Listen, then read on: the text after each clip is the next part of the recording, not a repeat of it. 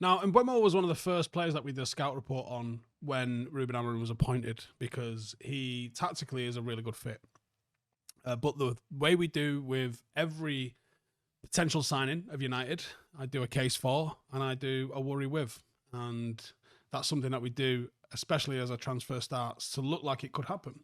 So, with Mbeumo looking like it could be a potential signing for United, here's the worry with. Now, I do think that Mbeumo's name is one that United should be excited, and United fans should be excited about potentially signing.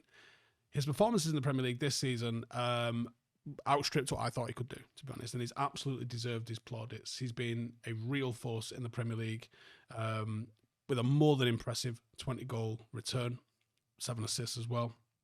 But it isn't as easy as that with Mbeumo, and there are some worries to be had about a potential transfer.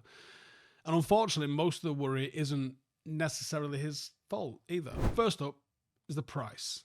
I think that's an obvious one to start with. If we'd have won the Europa last week, today we'd be talking about this transfer in a bit of a different manner. We are going to lose somewhere in the region of 80 to 100 million by not being involved in Champions League football next season. We can't afford the top talents. People are even kicking off the fact that we look like we've signed Cunha and we're already linked with him. And I've seen opposition fans kicking off saying, how are they able to do this? The truth is, I don't know how. I presume we're going to be selling some people, and probably pure profit people, this summer to be able to get this over the line. Now, Mbeumo's reportedly valued at around about 50 million, which on the surface isn't that bad, 25 years of age. But that, on top of the 65-ish that we're probably laying out for Cunha, is all of our transfer budget. Now, I know that sales are going to be recouping some of that, but as it stands, there isn't any sales. So that price tag also isn't fixed. And with Newcastle being interested, that could drive the price up quite quickly. And despite our attempts to move quickly, we're not the only ones in for him. Clubs in the Champions League are in for him. Newcastle being one of them. Chelsea being another one. If they are two teams that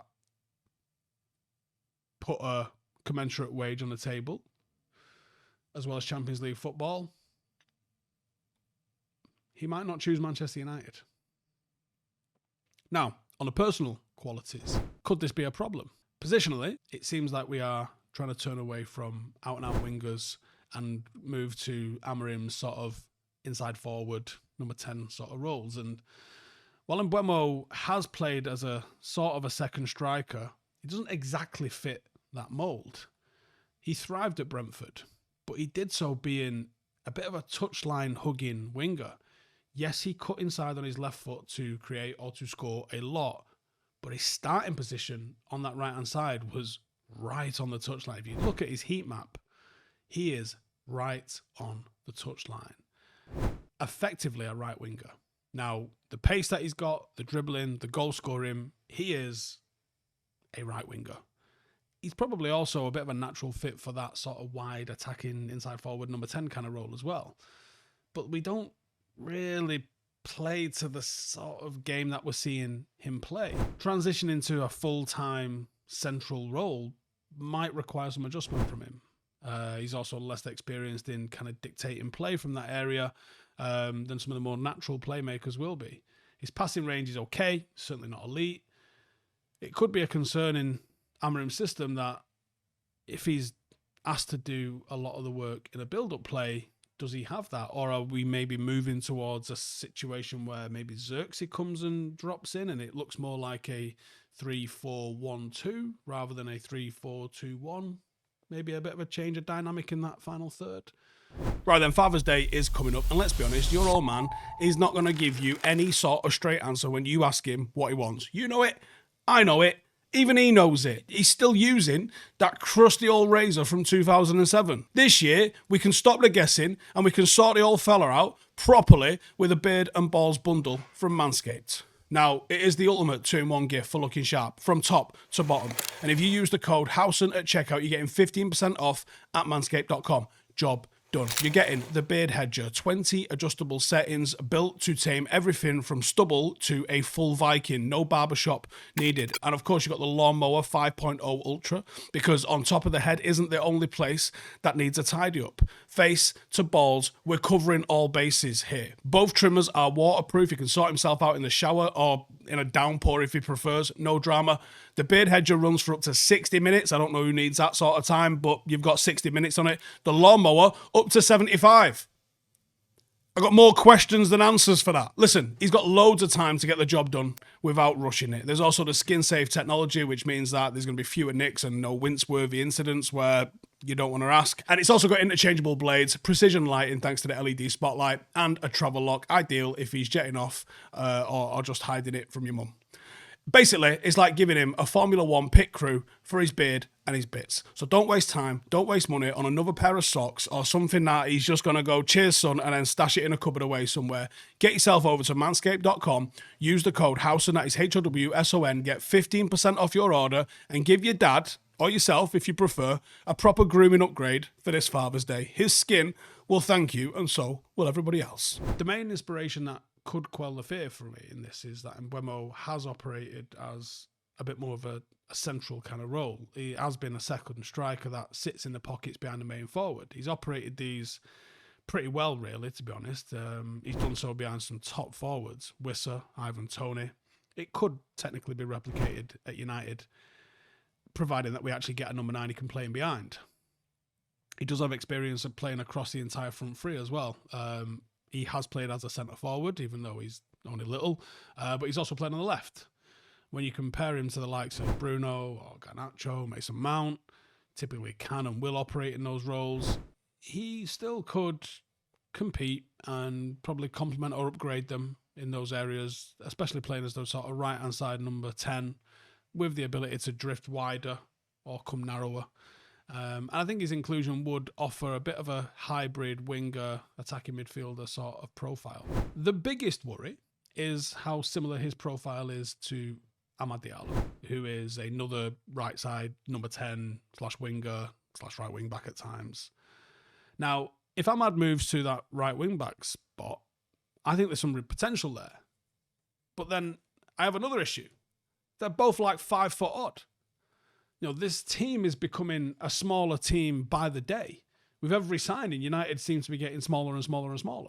You're going to lose Casemiro. That's your sort of height and bulky midfield gone. Where's our physical presence coming from?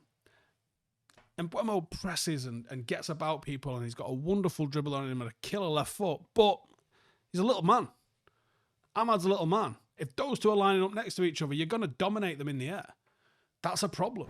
If we're going to play with Amad right wing back and Mbeumo right side inside forward, from a technical and ability point of view, I think they make a lot of sense. They both love a duel. They both can dribble. I think the link-up play with them could be electric. But they're all a bit little, aren't they? If he's signed to compete with Amad, that feels mental. Because Amad's been one of those that we can absolutely rely on. And I wouldn't want to hurt his development in any way whatsoever. Now, for the stats, there's some stats that, when you compare him to other attacking midfielders, they're not the greatest, actually. He's per 90 goals, he's looking at 0.4, which is not bad. But there's not really much else that looks elite apart from his defensive stuff. His pass completion is low, but I'm not really overly bothered about that. His take-ons is pretty low. His successful carries is pretty low. Statistically, he's definitely one that passes more of an eye test than he does the stats test. He's got poor passing and progressive stats. You can put that down to the position that he plays, but poor pass completion is a little bit of a worry. You might be able to justify that looking at his game. You know, is he a bit more of a spam player, someone that just does things to put the ball in dangerous areas? Because on the positive side of that, him and Bruno are two of the most creative players in the league when it comes to expected assists. And actually, you can't argue with the only stat that matters. His goal contributions have been almost inevitable this season at Brentford. Can he do that outside of Brentford? Brentford's tactical makeup, that sort of pragmatic, semi-low block, sometimes allows Mbeumo to cheat, allows him to operate in space in the transition. In Ruben Amorim's system, when you're likely having a bit of a very slow, patient build-up, pushing into the opposition half, quite often coming up against those low blocks, can he break those down? Like I said, the angle of this entire video is negative because it's the worry width. I've done a case for. I'll probably do another case for. Overall, I think it's a generally positive signing if we get him. But you have to be real about the pros and cons with everybody that we sign. And there are cons, or questions at least, when it comes to Mbeumo. That's my thoughts, and I would like to hear yours as well. Please let me know in the comments. I'll see you in the next one. Laters.